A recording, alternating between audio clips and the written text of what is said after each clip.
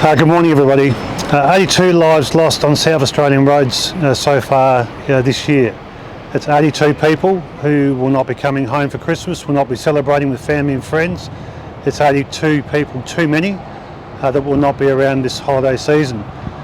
Last year we're at the same number of people that we had lost on our roads at this time, and then before the end of the calendar year we finished up with 89 people. So that's another 7 people that lost their lives in this period between Christmas or pre-Christmas and the end of the year. We do not want a repeat of that again this year. The last person you want to see on your doorstep this Christmas is a police officer who's coming around to advise you of the loss of a loved one, or in fact that they've been seriously injured. In addition to the 82 lives lost, over 750 people have suffered serious injuries as a result of road crashes on South Australian roads. That's 750 odd people who've wound up in hospital with often lifelong injuries requiring care for the remainder of their lives. This Christmas and this holiday season, we don't want that to be you. We want people to have a safe, happy Christmas. And what that means is you need to be careful on our roads as always. You need to be more careful when you are driving around to the regions to go on holidays and spend time with your loved ones. We know that traffic increases as you go into the holiday areas, so please plan your trip appropriately and do not take unnecessary risks. We want you to arrive safely this year. The main causes of crashes, we know, we keep saying this all the time. Fatal 5 crashes or fatal 5 contributors are what kill people on our roads.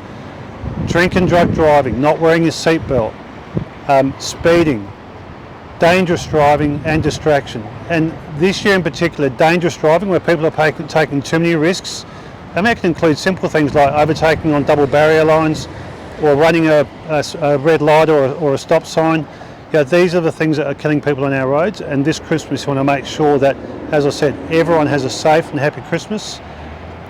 Police, for our part, will be out in force. We will be conducting random drink and drug driver testing right across the state, right across the metropolitan areas and in regional areas as well. And only last weekend, last Friday, we ran a significant road safety operation around the CBD, detecting quite a number of people drink driving and also people drug driving. And remember, if you're thinking that you're going to have a white Christmas this year, we are testing for cocaine, and we have already detected 21 people who've been driving with cocaine in their system since it was introduced earlier this year.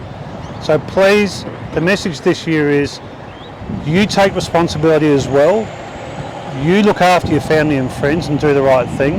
And hopefully when you bump into us, we can thank you for doing the right thing rather than actually fining you.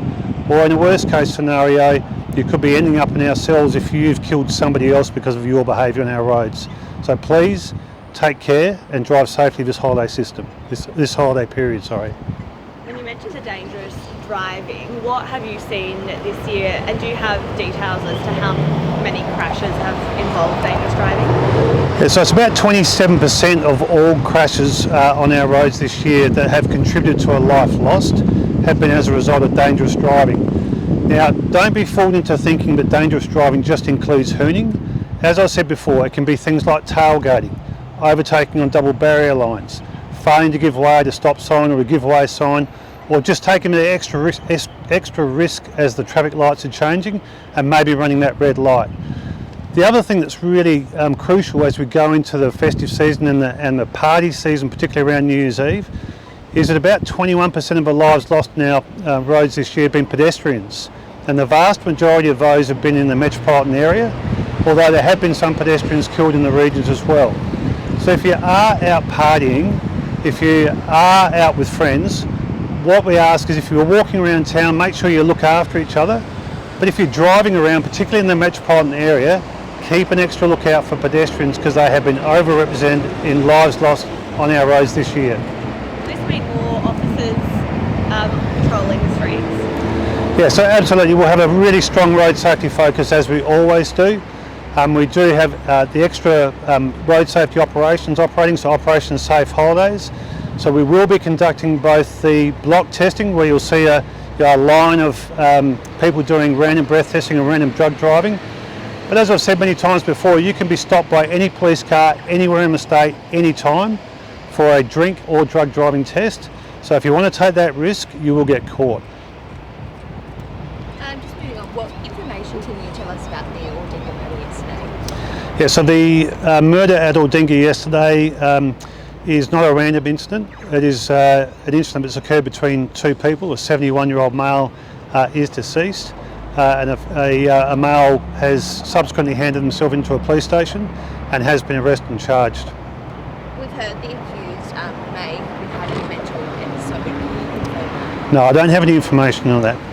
Do you understand what sparked this murder? Look, it's really early investigation stage in relation to this murder at this point in time, so the facts of what led up to this incident occurring will come out as part of that investigation. What we do know though is it was not a random incident, it was between two people who are known to each other. Was there an altercation beforehand? Yeah, as I said, I don't have the information about what actually led to this murder occurring. However, that will come out in the fullness of time of the investigation. We've had 3 murders in the space of a week just before Christmas time. Is this a hard time of year for South Australians? Do you feel like the emotions are Look, it's really hard to put a finger on it in terms of what contributes to this. Each circumstance is individual. Each circumstance is a different set of circumstances. What we do know is that it's people who have been known to each other in the last 2 alleged murders. So what we would say to people is, more than ever now, this time of year, be kind to each other, be responsible. If you are having some sort of altercation or some trouble with another individual, be the bigger person and walk away. Just on to this, the video review that was in the paper this morning, which indicated that a significant amount of the police force, up to 40%, are unable to respond to incidents. What do you make of this report? This report has been a really important piece of work commissioned by our Police Commissioner Grant Stevens to really listen to our people and go and speak to our people about what's affecting their ability to keep our community safe.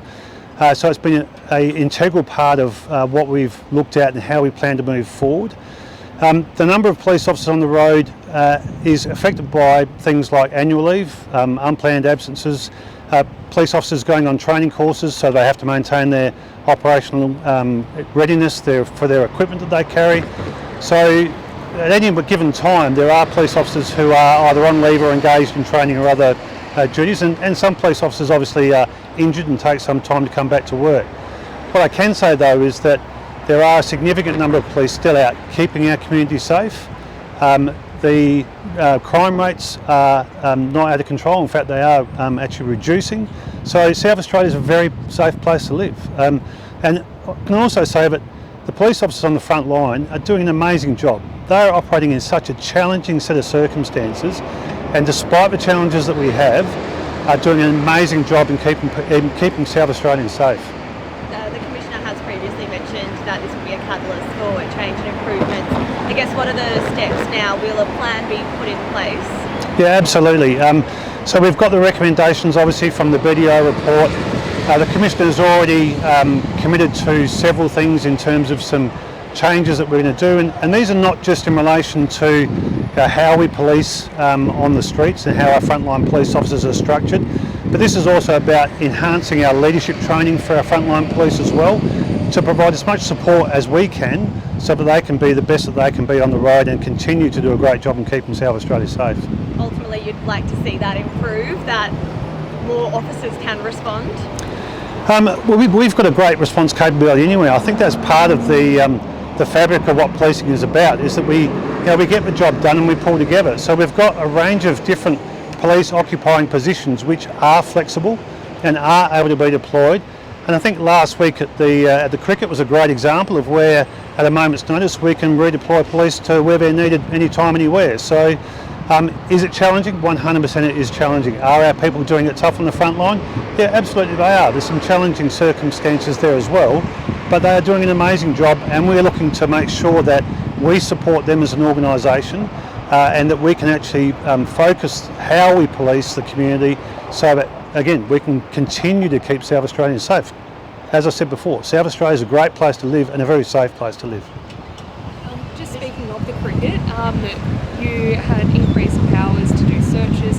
What was the results of the Ashes test here in Adelaide? Yeah, actually, it's a great question. The increased powers is another element of the types of things that we're doing to continue to deter people from thinking about doing something that might harm others, but also to detect those that may choose to carry weapons. And the cricket last week was a great example where we saw an additional high-profile uniformed policing presence. We have the additional powers where we could wand people, search people, and the results were amazing. I think that it was one of the best behaved crowds and events conducted at Adelaide Oval in recent times. Did you make any arrests? How many arrests did you make in relation to other things like carrying drugs and things like that? So my understanding is that at the cricket itself, there actually were no arrests over the 5 days, which is incredible when you think about it. So a big thank you goes out to the Australian crowds, the Barmy Army and everybody else who attended the cricket. It was a great event. How much effort goes into, I guess, scaling up for an event like that? Like, it is a big hit on resources. There are so many events that we've been doing for so many years. It actually becomes business as usual for us in terms of how we actually allocate police and what roles they're doing and what functions they're doing.